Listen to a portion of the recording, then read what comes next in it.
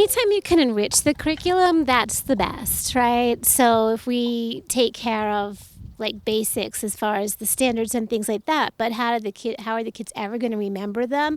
It's if they have some kind of experience. If you could learn the curriculum by having these other experiences, then I think that we just have to insist as adults and educators and people that are in our community that these are the kinds of experience that we believe are going to, improve education for our students. I love to connect people. It's kind of what I live for.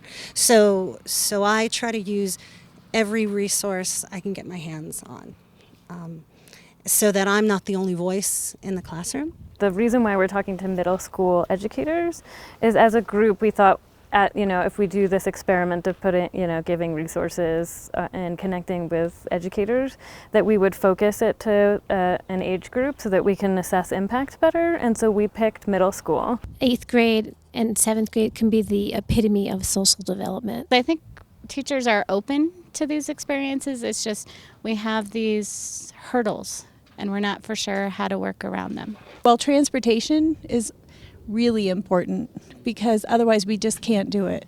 Books, if someone could buy me books.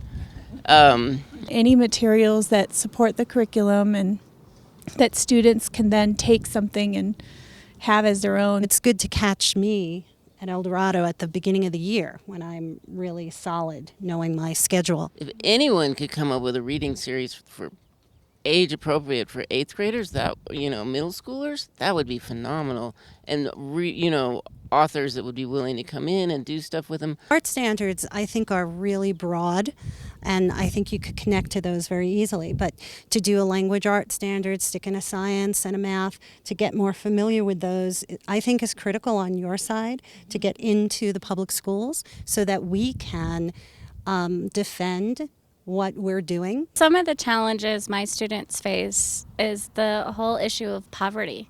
A lot of kids never make it down to the plaza or never been hiking or anywhere, an art museum, any place. So that is something that, we have to deal with. How do you walk into a gallery? How do you talk to the people about how to look at art? What if you don't understand something? How are you supposed to find out? It's about educating our community and our administrators and our superintendent that this is valuable. Teaching them how to be citizens in their own town. We have to educate the educators too, and saying that that's valuable. And these experiences are life experiences, and anytime you can have a new life experience, you're going to learn from it.